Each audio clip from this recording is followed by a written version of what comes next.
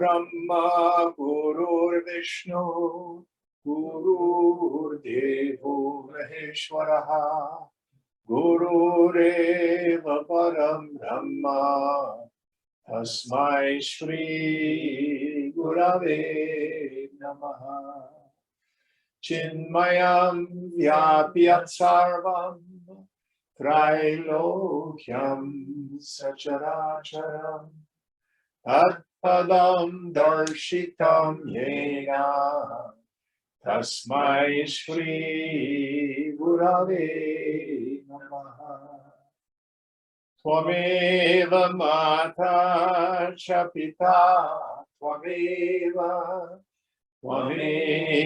Bandhu Sakha Tvameva Vidya Gravitam Tvameva Sarvam Mama Deva Deva Tvameva Sarvam Mama Deva Deva.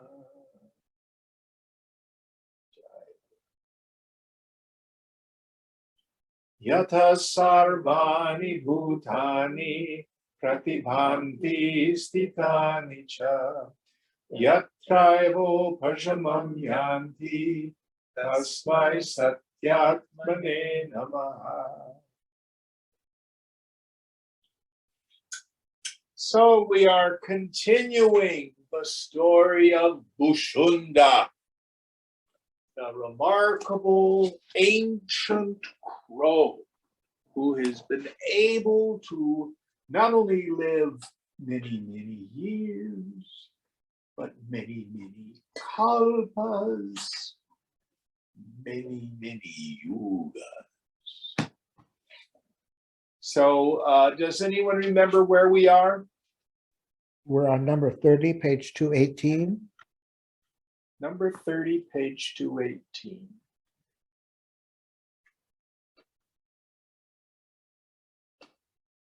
Will you help us out, please? Sure.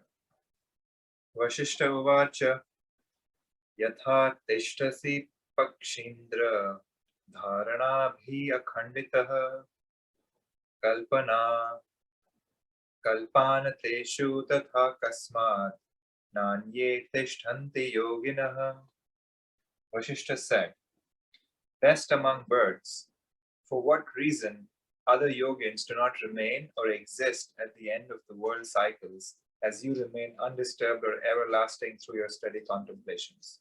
Yes, so he's quite a remarkable fellow. Even his sibling, magical birds, 20 of them, they have left the body. You've heard me tell this story. One of my students who's a hatha yogi, was sitting right over there on the couch. He'd been reading some books about masters in the Himalayas who through their yogic powers lived 400 years. So of course, Jim, what happens at year 401? Dead. So the sankalpa of the Ishvara is nobody gets out alive. And whether it's 60, 70, 80, 90, or 400, you're still dead. No body lasts forever. We were talking about second chapter of Gita before class, where Krishna says they have a beginning and an end, these bodies of the embodied. Why grieve over the inevitable? But the subtle body goes on, and the self is never born in the first place. So why has Bushunda decided to hang around in the body? What kind of sankalpa has he had? And what's the purpose? Let's see, going on. Ushunda Uvacha Brahman Niyatireshahi Durlabhya Parameshwari Idrishena Maya Bhavyam Nanyaiksha Tadrishaihi. Sage, this indeed is the dispensation of the Supreme Lord, which is difficult to be violated. It is to be so accomplished by me of this kind, and not so accomplished by those of that kind. So, what happens to the body, how long it's around, and even more importantly, what it ends up doing is the dispensation of the Lord. So what do we do with this? What's the value of this teaching? Many of us think that the way I am in the world, it just isn't spiritual enough. I need to take sannyas. I need to go to India and live on a mountain. Or, oh, this monastic life, this is not for me. I want to have a partner, a relationship. I was literally talking with someone last night who had been a Franciscan monk, left the monastery because he wanted a relationship. It's in a relationship, broke up, now the relationship's gone. So the point of the teaching is your happiness is independent of the world. You're happy. Wait till after class to eat the chocolates. Oh.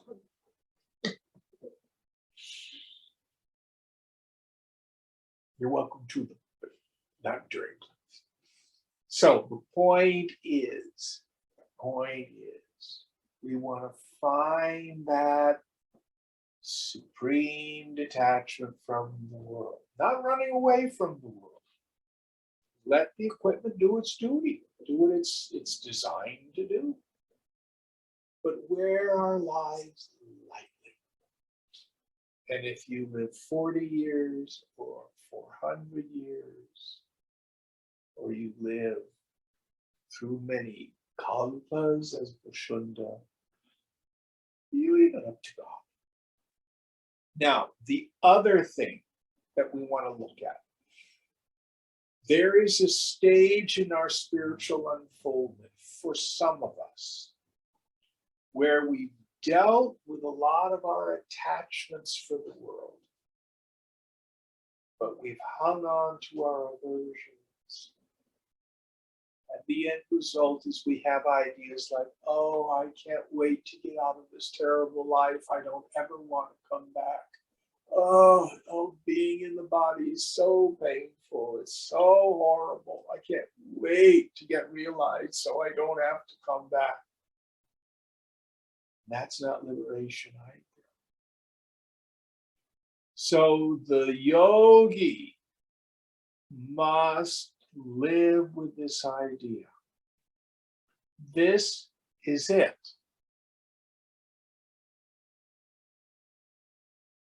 Are you willing for it to be just like this for the rest of eternity?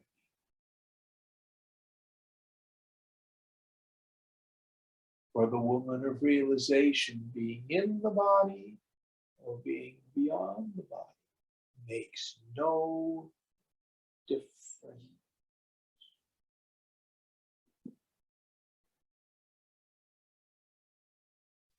Well, how do we live in this world so that it doesn't wreck us and agitate us and create anxiety? Hold it lightly. Supreme detachment.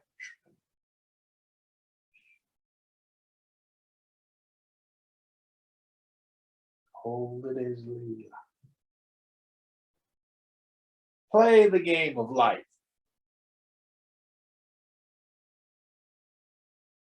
Don't take it seriously. I love what Swami Tejomayananda used to say. The foolish person doesn't take life seriously. The intelligent person takes life seriously. But the wise person seriously does not take life seriously. And that gives us freedom, whether we're in the body or not. Any thoughts on this? So Bushunda, he has to keep sitting on this tree kalpa after kalpa. Let's see what happens. Jim, just a question. Did you say you can live in your mind, but beyond your mind? I don't understand the question. I didn't say anything about that I remember. Okay, then I overheard. I didn't hear well. Thank you. Being in the body or not in the body. In other words, the yogi needs to be willing to leave this world behind. They say that when the woman of realization dies, her body goes back to the gross elements, her subtle body goes to the subtle elements. What was any kind of equipment is gone. But what if that's not true? What if you just are in the body for the rest of eternity? Oh, okay. All right, got it. Mm-hmm. And the point is, where you are right now, Susali, with the job you have, with the family you have, with the house you have, with the politics that's here, can you be like this forever? Because it may be that. Yes. Okay. Does that make it clearer? Yes, thank you. Good question. All right, going on. Vasishtha uvacha Kim kim smarasi kalyana chitram asmin jagatkrame. Vasishtha said, Blessed One, what wonderful things do you remember in this succession of the worlds? So Vasishtha says, this is pretty groovy. This is a man who has you might even say, a relative immortality. Billions of years. Let's see what he remembers. Going on. Vushunda uvacha Ashaila vanavrikshaudham smarami mam dharam adaha janmen tubhaskaradinam indropendra vyavasthitam harinya paksha paharanam vaharo dhwaranam shitehe sagaranam samudhutim amritartham cha manthanam. I remember this earth below, without its multitudes of mountains, forests, and trees, the birth of the moon, the sun, and the like, the arrangement of Indra, the lord of the demigods, and his younger brother, the taking away of the earth by the demon Hiranyaksha, and its deliverance by Varaha, or the incarnation of God Vishnu as a boar, the generation of oceans and the churning of the ocean for the sake of the nectar of immortality. Note, the references in the above verses are the events that are deemed to have happened in the different ages according to the mythology of the Puranas. Yeah. So this again is mythology in the Puranas, all these various things that have happened. But what does it mean? It's allegory. So look to your life. Had a childhood, I don't know why childhood gets this rap of being such an idyllic time. Most of the people I know are in therapy because of their childhood. Good point. Teenage years, all of a sudden raging hormones. Oh!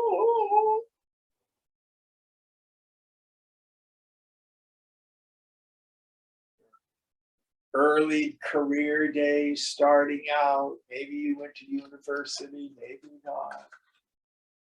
Relationships, finances coming and going. The birth of friends or relatives having kids, the death of relatives. Something stays the same. You are there to witness it all.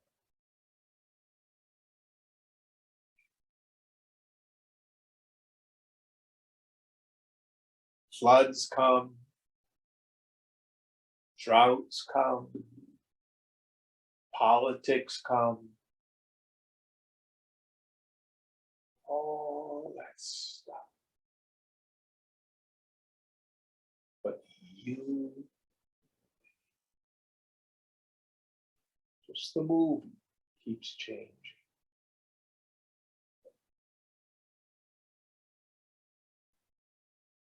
So Vasishtha has seen a very long movie. Saw the birth of galaxies, stars, big bangs, big crunches, and more big bangs. That's what's the reference of. But you and I can look at just simply our lives. Even those of you who are relatively young, your 20s and your 30s, still you've had a span. And you think of someone like Queen Elizabeth at 96. 15 presidents of the United States, I think she had. She'd seen. Wasn't that it? I think her first president was Eisenhower. Think of the changes. All right, going on. मुने ते ब्रह्मपुत्रस्य जन्माष्टमम् इदं किल रेणुकापुत्रतां यातः पष्टवारम् इमं हरिः. Sage, this indeed is the 8th birth for you, the son of Brahma, the creator god. Hari, or God Vishnu, has become Parashurama, or incarnated as the son of Renuka for the 6th time here. So not only have you been a lizard and then a tree and then a boar and then a lower person and a higher person, this guy's made it all the way up to Vasishtha 8 times. Parashurama is incarnations. So you've been in all. There was a talk by the Dalai Lama about how we can develop compassion. And it may fit for you, it may not. But he says through all the various thousands of incarnations that you and I have had, the person who's your worst enemy has been your mother.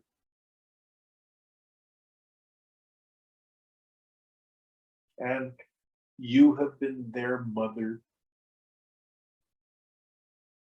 And the love you have for your mother, you have had for that person.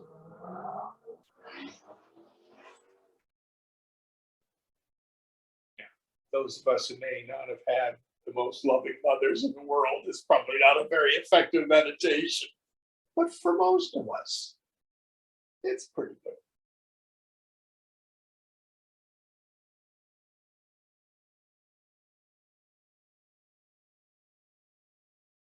Frequently, you will meet someone and there'll be an instant connection. You may have been good friends, or maybe even siblings or spouses for lifetimes.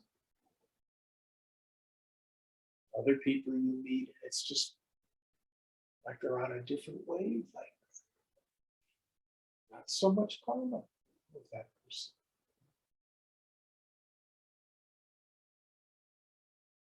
Next verse.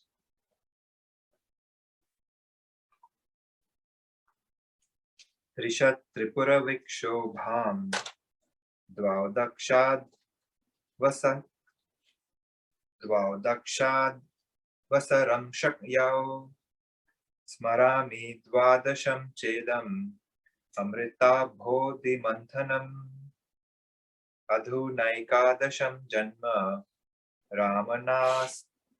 Ramanama Hare Bhavet Vasudevrigrahe Chapi Bhavita Janma Shodanam. I remember 30 conflicts of Tripura, 3 cities of the demons burnt by Shiva, the destructive aspect of God, 2 destructions of the religious sacrifices of Daksha, one of the sons of Brahma, the creator god, and a patriarch of Man King, according to Puranic mythology, and the 12th churning of the ocean of nectar here. Yes. So again, this is all allegory, Right. meaning. There's a little bit more. Oh, okay. Now there would be the 11th birth as Rama of God Hari or Vishnu, and also the 16th birth as Sri Krishna will happen in the house of Vasudeva. Yes. As a note, these verses point to the cyclic nature of universal events, every kalpa or universal age having a similar progression of events. Through mythological allusions, the Yoga Vasishtha drives home many universal truths. The narratives contained in this grand treatise of Jnana and Yoga, it should be remembered, are allegorical in nature. Yes. So again, many of these allegories, they bring us back to states of our own consciousness, states of our own minds. So how many times have you heard me say, oh, I got involved with a narcissistic boyfriend, toxic relationship. I need to get rid of him and find somebody else. Or, oh, I have a terrible boss. I mean, they're just controlling and they manage through fear. Not saying these things aren't happening, but guess what Jim's going to say? How many times have you had this experience? Is this the first crappy boss you've had? No, Jim. Oh, bad luck. Was there 2? No, Jim. More than 2? Yes, Jim. Guess who's got the problem?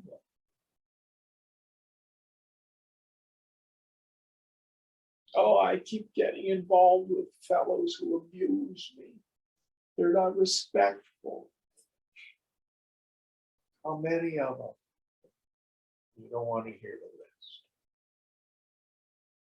Guess who has the problem?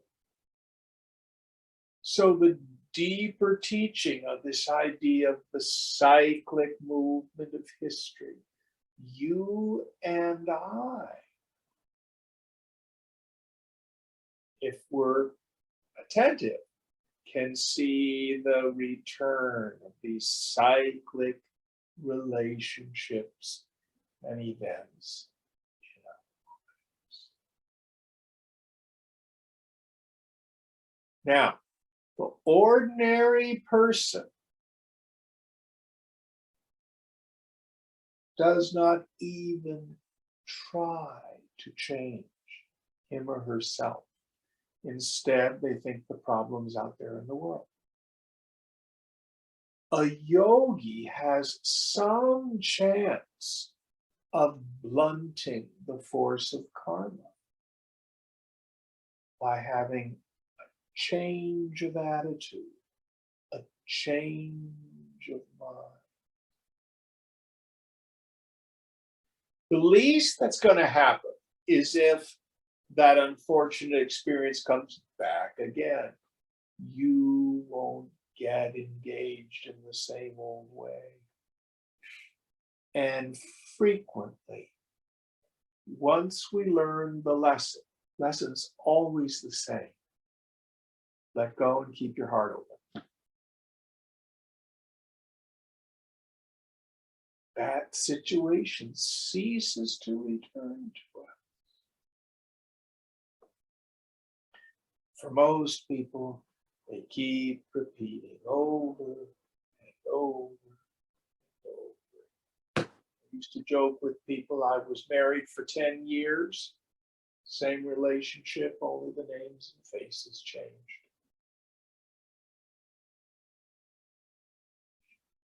Any thoughts on this?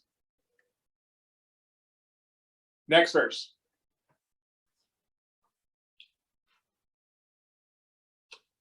Bhrantiresha jagad rupa na kadachana vidyate tu kadachischa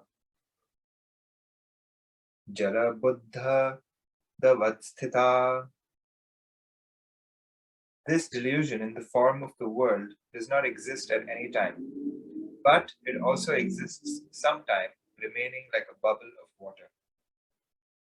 So, this is the strangeness of Maya. We can't say it exists. We can't say it doesn't exist. But we can say it is very powerful. Now, what do we mean about this? So, it is the nature of the human mind to go to sleep and to dream. So what do? Everything in the dream is nothing but imagination. But to the dreamer, it sure seems real. So does the dream exist or does it not exist? You dream about a horse. Is the horse real or not real? Well, that's an interesting question. It's certainly a very real and vivid experience. But when I wake up in the morning, gone. The horse is not next to me.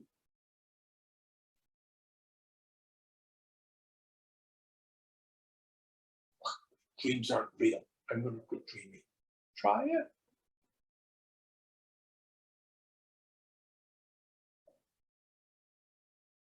It's just something the mind does.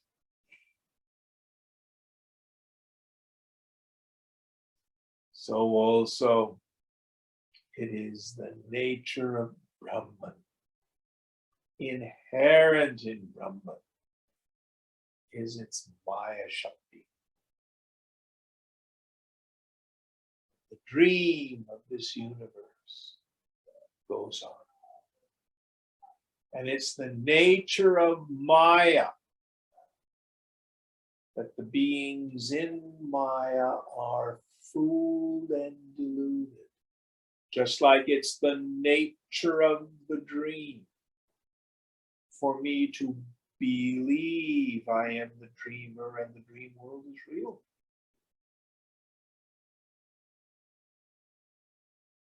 But it is possible to cross the ocean of samsara. It is possible to have a lucid dream of this world. To walk around, be in it, and know its fundamental illusory nature. Brahma Satyam Jagam Mithya. Brahman alone, meaning yourself, is real. Jagat, all phenomena, gross and subtle, Mithya, illusory. Any thoughts on this? Going on. Section 4, Prana Chinta, reflection on prana or vital air or bioenergy. Vasishtha Uvacha Charatam Jagata Koshe Vyavahara Vatam Api Katham Vihaga Rajendra Deham Mrityu Na Badhate. King of birds, how is it that death does not afflict the body of even those moving about within this world and having their affairs or occupations? So, how is it that some people have long lives? There are celestial beings, some going around with their occupation. Some people die early. Some people have a long life. What determines that?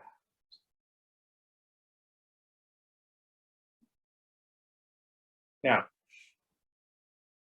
the Vedanta teaching is this.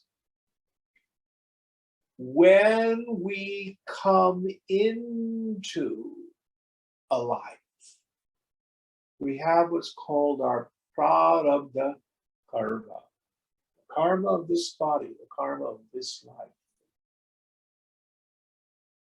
And it has to work itself out. Remember, the dharma of the body is karma. The body will get its allotted dose of joys and sorrows, successes and failures, impelled by the force of past. When that prarabdha karma is over, you die. Nobody leaves a minute too soon. Oh, it's so sad. It was a terrible car accident and the children were killed. Prarabdha over. They finished what they needed to do this lifetime. Oh, poor Aunt Mary. She's so old and crippled, but she won't let go. We keep saying to her, let go so you don't have to suffer. You know what we're really saying is, I'm uncomfortable watching your pain. Get the hell out of here. That's what we're really saying.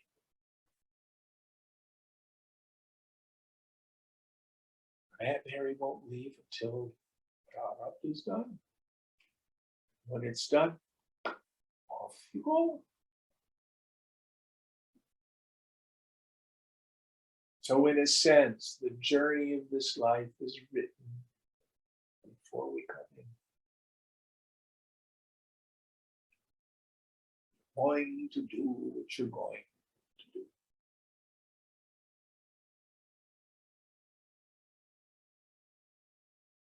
So what do?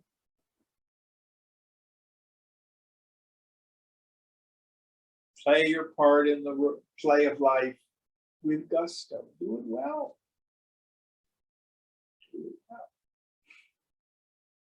Laugh and cry.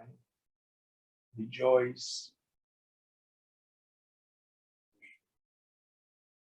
Get your allotted dose of successes and failures and joys and sorrows, health and illness. It's a bubble, like a bubble.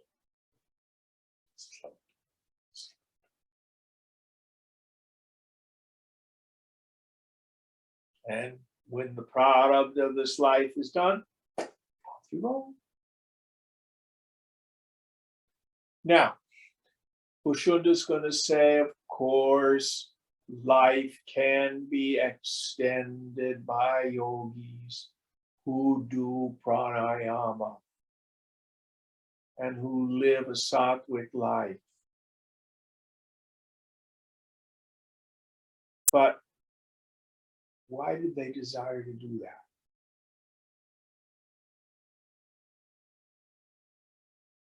I have another dear friend. He lives in fast food. Goes to, the hamburger joint. It's these big greasy hamburgers and french fries. He lives for that stuff. Is he going to die earlier or later? I don't know. It's brought up.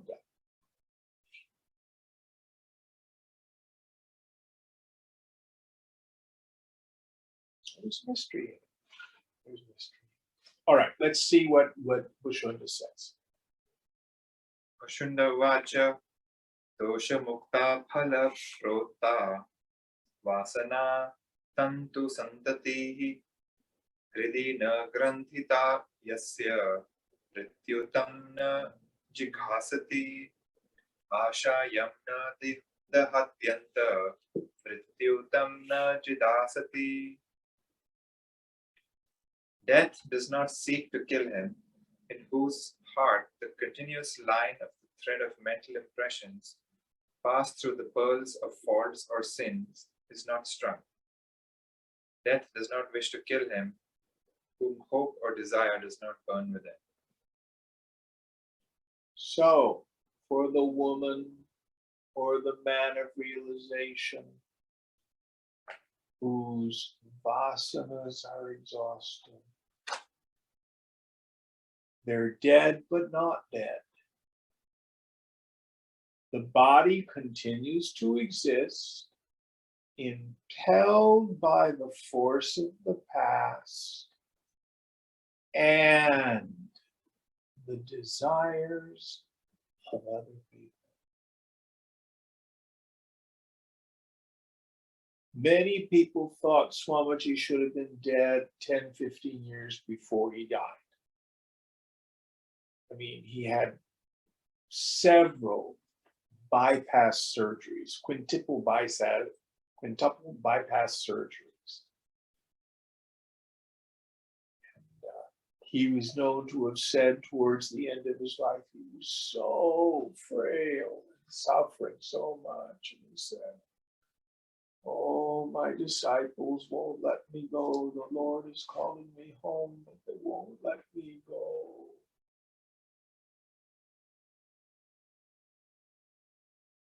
So for the woman of realization, or the man of realization, there's this additional energetic force. But in the end, death, Yamaraj, comes to all of us. Let's see what Pushunda says. Going on. Kama Krodha Dihi no ya Mrityutam na Jidghansati Yasya Chittam Suvishrantam Pade Paramap Pade Paramap Pade Param Pavane Na Chaschalam Na Chanchalam Mano Yasya Tam Mrityu na Jighansati. Death does not seek to kill him, who is without desire and anger. Death does not wish to kill him, whose mind is well reposed in the most holy abode and is not fickle. Okay, so this is a bit of a trick. The last verse in this, I see what he's doing now. The self is not born. The self does not die. The self is beyond birth and death. Death does not touch the self. Death only affects the body, the subtle body. But for the person of realization who's identified with the self, there is no death. There's no birth.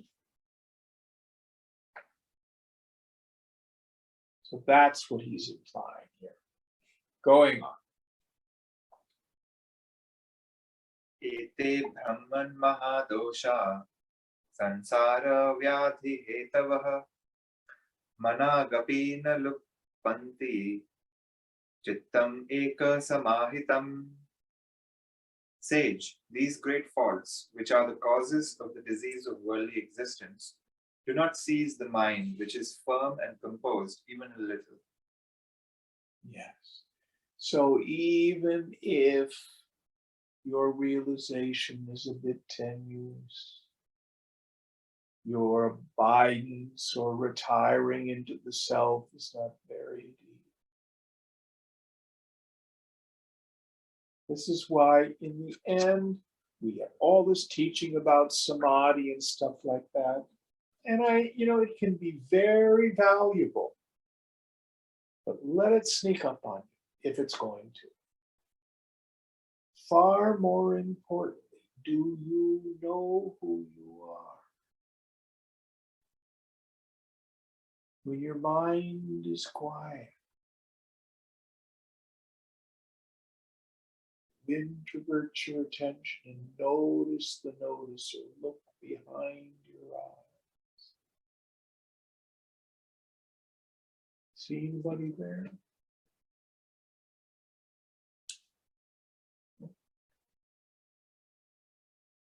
Chidakasha, just the sky or the space of consciousness.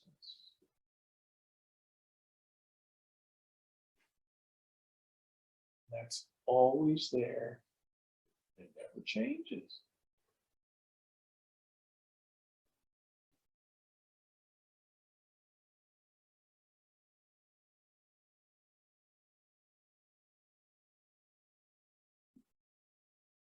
You know that as yourself.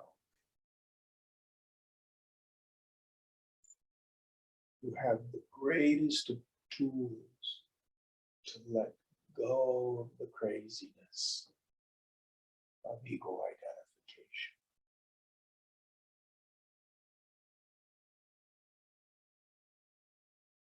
Go.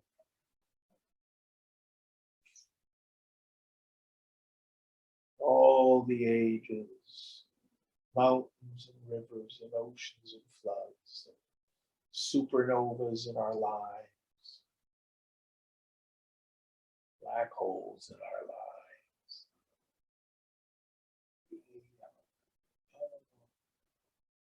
Never touches. Don't believe me? You look, you go there, see whether or not it's true. Next one.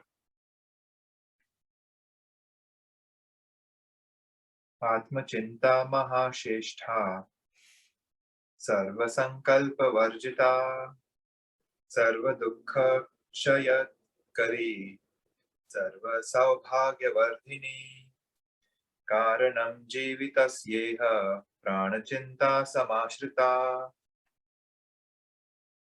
The contemplation of the self, destitute of all ideation, is the most excellent means that causes the destruction of all sorrows and increases all blessedness. The contemplation of prana or bioenergy when practiced is the cause of a long life here. So, you want real peace of mind. Contemplate your self-nature. Hang with the question, Koham, who am I?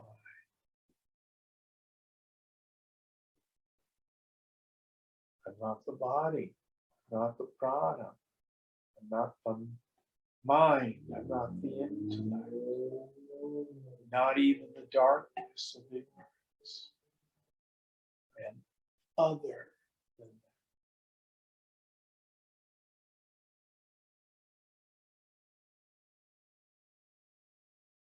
that. And this phony self, this fake news self, this chaya, this reflection of consciousness, this ahankara, this asmita, has many, many names. When you introvert the attentive faculty, you go looking for I, it falls. It's not real. But something remains. Ahankara falls, and the hum remains.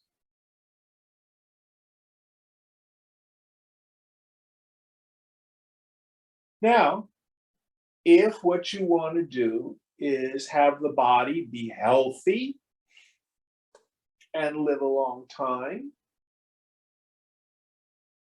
Remember, this scripture gives equal weight to Raja Yoga and Jnana Yoga. And here Vasishtha says, practice pranayama. Let's see what he says.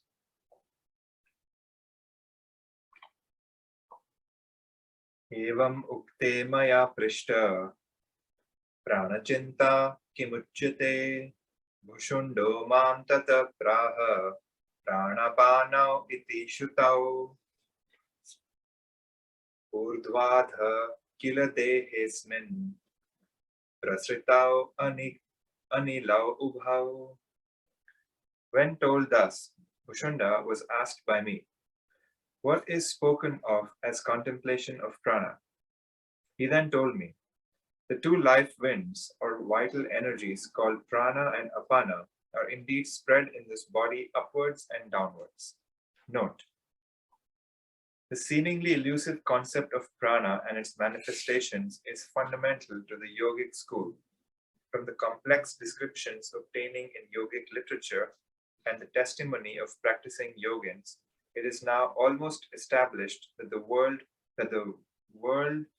prana and its various functional derivatives refer to bioenergy operating through various psychological channels. Respiration is considered as a direct function of prana. Control of respiration is regarded as the most effective means of control of bioenergy, leading to the cessation of thoughts and the attainment of superconsciousness. Apana is a functional aspect of prana or vital energy.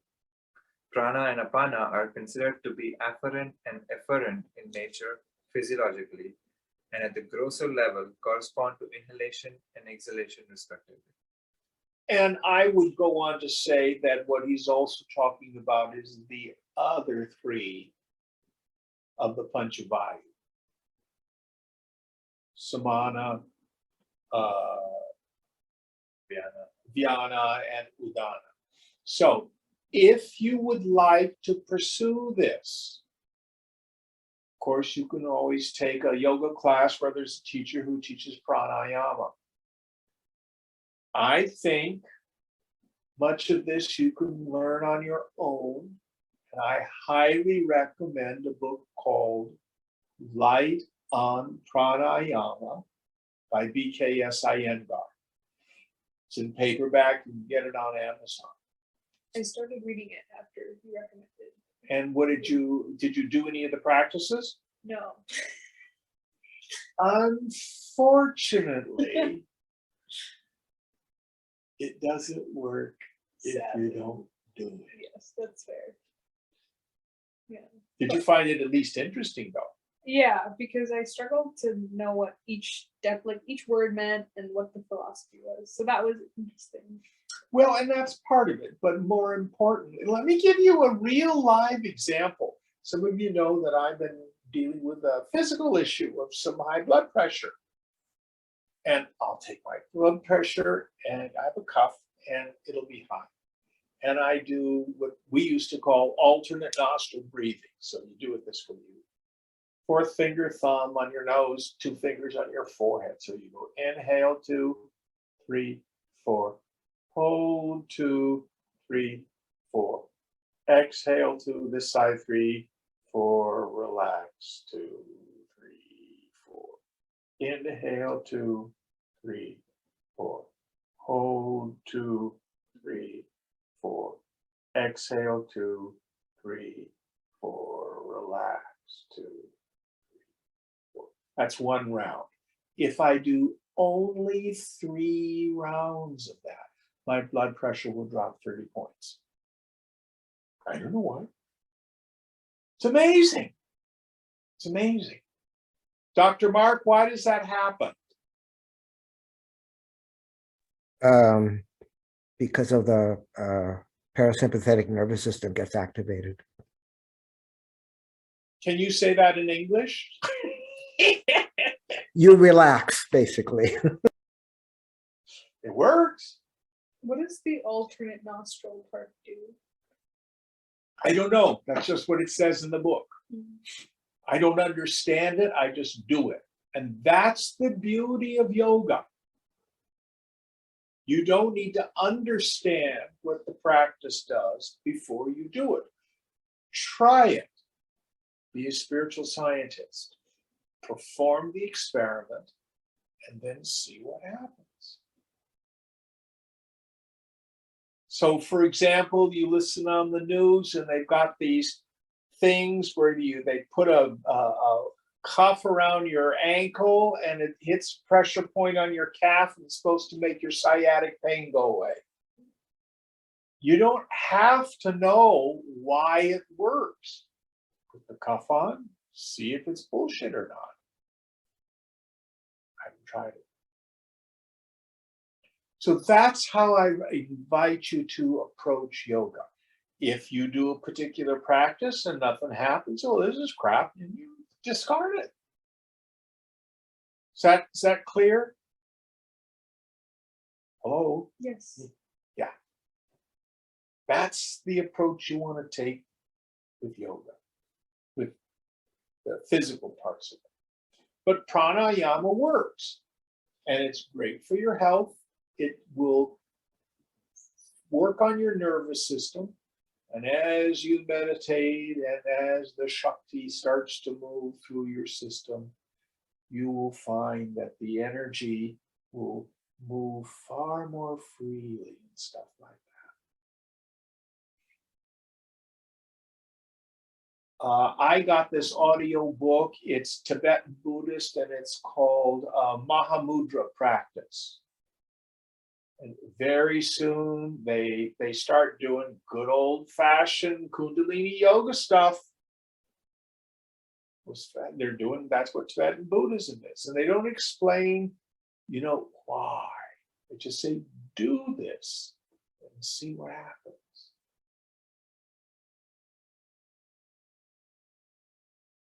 But you will find that if you do asana and pranayama, not everyone's called to it. You will likely find that it will improve your health. Many people get into asana and pranayama because they have a health crisis. And they found that materia medica, Western medicine, just isn't working. And it's one of the things they do. Any thoughts on this? Anybody out there in Zoom land? Done any asana and pranayama?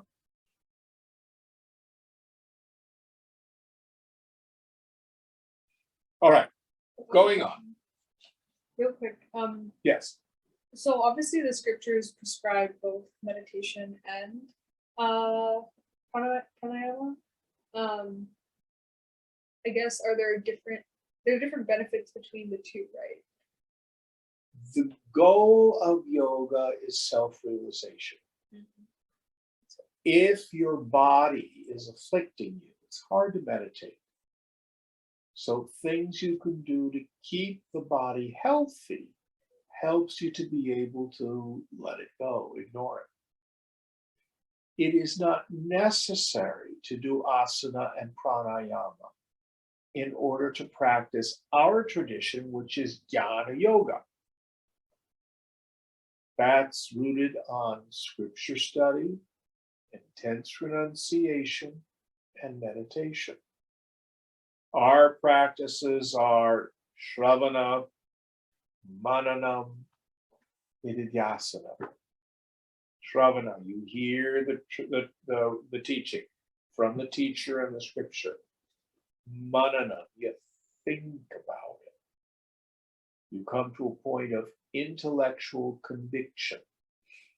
This is what is also known as paroksha jnana, indirect knowledge. In nididhyasana, long and continuous meditation till we have aparoksha, direct experience. So asana and pranayama is not for everyone. I did it in my 20s. I don't think I've done any serious pranayama for decades. I meditate. Is that useful? Yeah. Other people may be drawn to puja. You know, and oh, I really got to do puja. You know, that's. And I was talking with this fellow last night.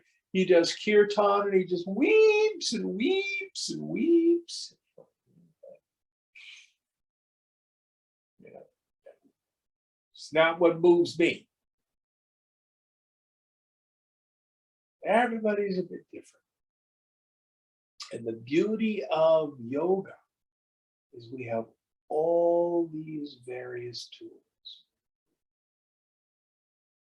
It's not one recipe for everybody.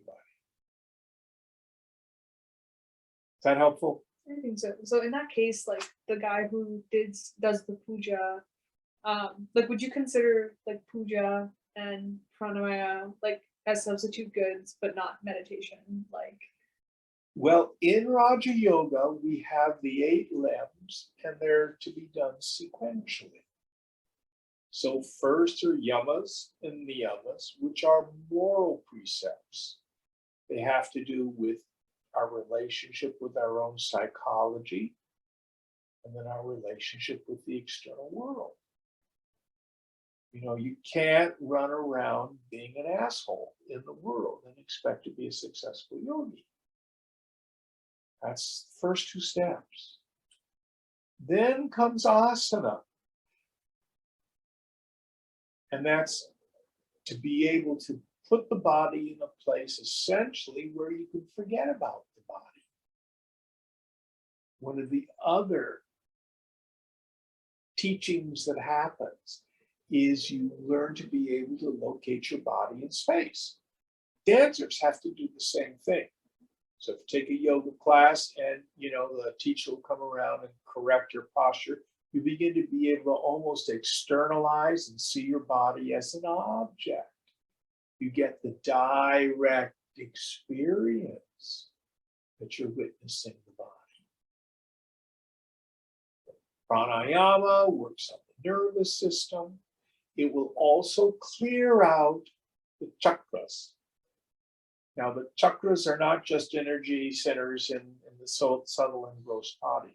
They also have a psychological component. Have we talked about this in this class yet?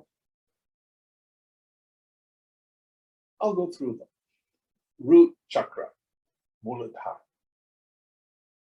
This is survival. So people who have had life-threatening kinds of experiences where they've disassociated as children, people who've been sexually assaulted and stuff like that and out of their body, the psychologists call it disassociation. You just pop out. The root chakra has issues that needs to be cleansed and cleaned out. Second chakra, this is sex. That's a lot of cleansing for many of us needs to happen. Many of us have sex problems. Third chakra is in the solar plexus. This is our psychic antenna. This is where we have our connection to other people, where we have approval, seeking attention, human kinds of love, which are largely transactional. All that's third chakra. Fourth chakra. By the way, most people, their energy never gets above the bottom 3. This is where we get real spiritual love. Parama prema.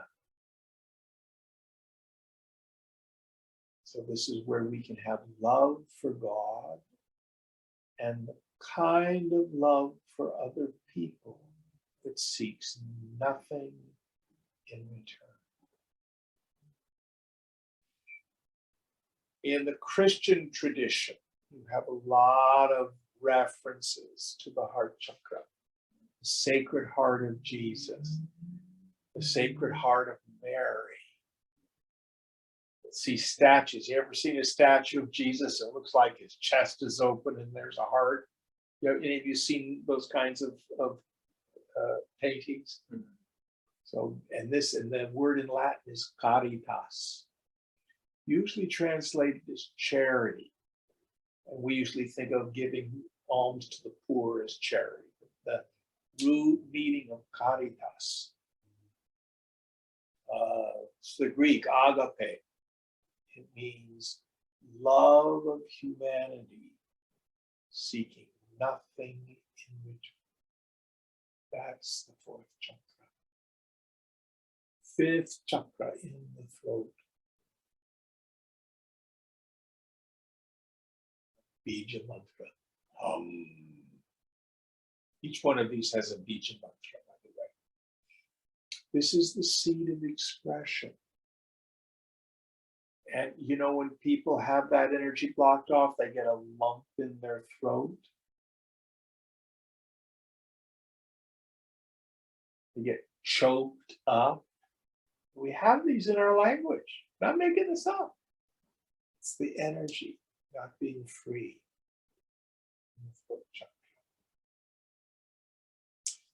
Throat chakra is also the chakra that rules the word, mantra.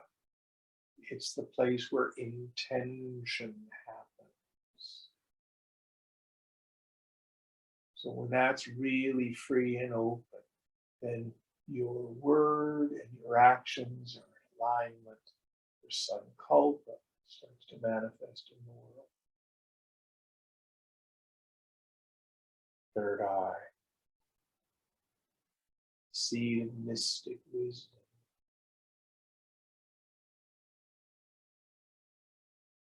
When we begin to see things as they really are. So in the mythology, there's Lord Shiva over there. What happens when he opens his third eye? What's the story say?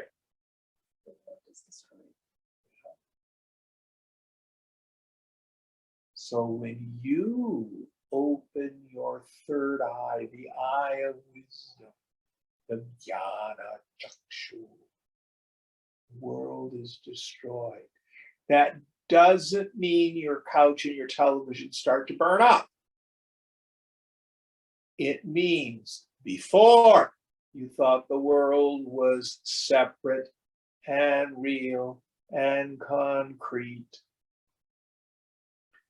the eye of wisdom opens, and you see the world as it is. Perceive. That's the deeper meaning of the world being turned to ashes. And then the 1,000 petal lotus at the top of the head.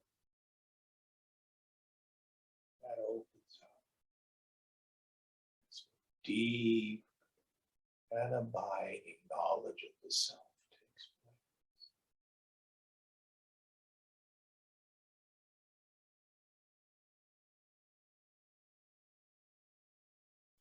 Raja Yoga, in essence, works up the ladder.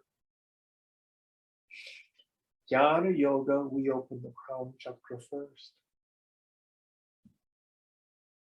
And frequently, after people have a deep samadhi, they'll go through a period where the knowledge works its way out through the rest of the equipment. It can take weeks, months, maybe a couple of years.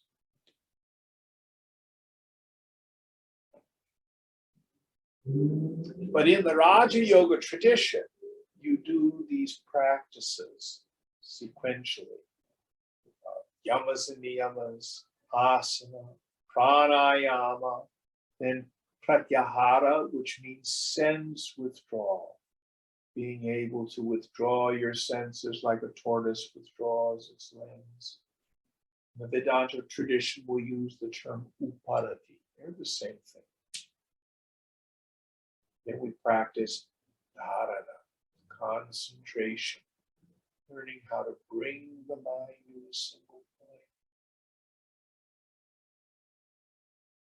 Then, this is where Jnana Yoga and Raja Yoga meet. We start Dhyana, meditation.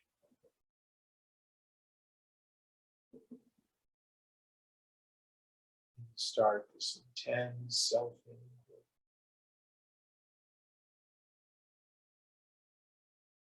It culminates in samadhi. Now, where you are developmentally on that Eightfold Path, that's unique. Is that useful?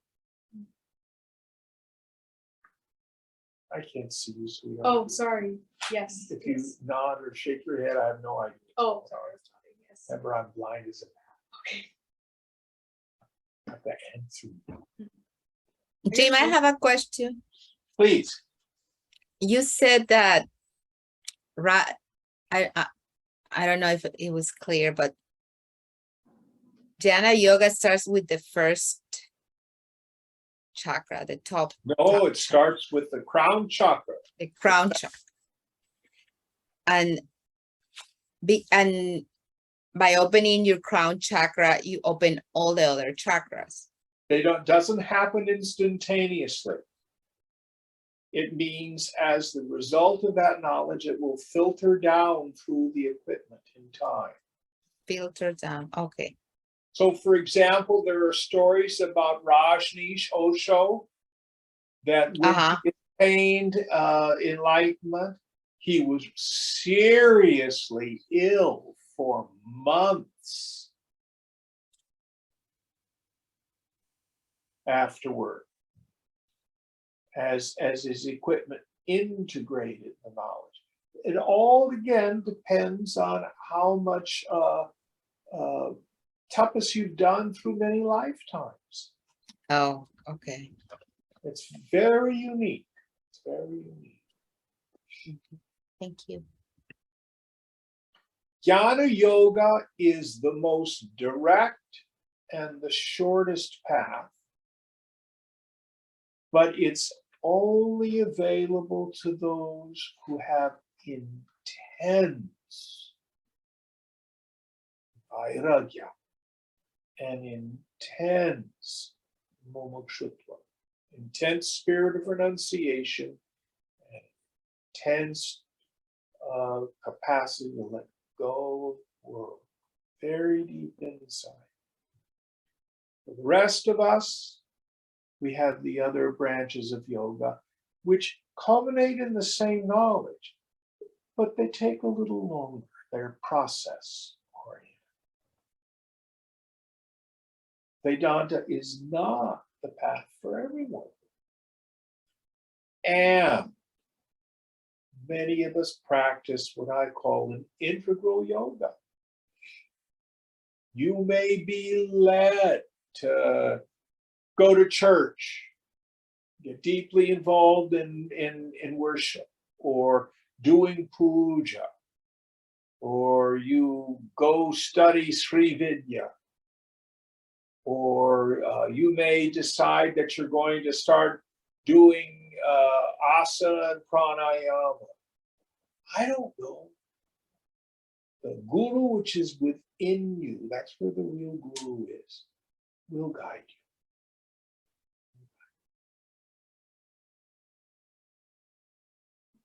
All right, we'll quit here. What verse are we on next time? We're going to do 46 to 48. All right. Om Purnamada Purnamidam Purnat Purnamudachyate Purnasya Purnamadaya Purnameva Vasishyate. Om Shanti Shanti Shanti Hari Om Sri Guru Pyo Namaha Hari Om.